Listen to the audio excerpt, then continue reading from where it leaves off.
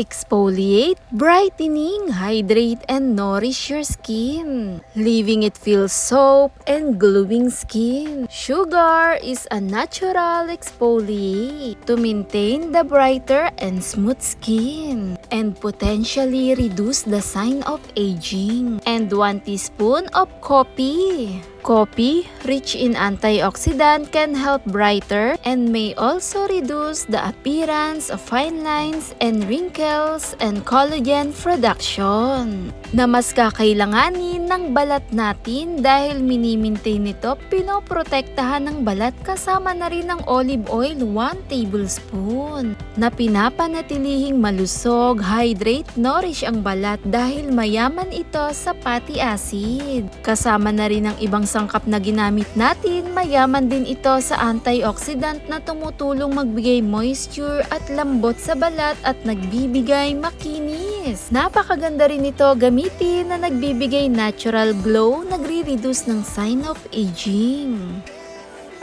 Coffee Beauty Routine Face Scrub na maganda gamitin kahit 2 beses, 3 beses sa isang linggo.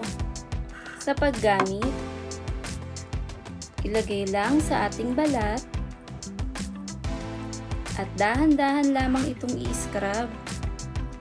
Tumutulong na rin tong magbigay exfoliate dahil na rin sa natural nitong dala. Nagbibigay lambot, tumutulong bawasan ang pagkaroon ng dark spots. Higit sa lahat, napakaganda rin ito gamitin para sa maaligasgas nating balat, gaya ng chicken skin, o yung ayaw natin pagkaroon ng dryness. 15 minutes, ibabad lamang ito at pwede mo na rin sabay sa iyong pagligo.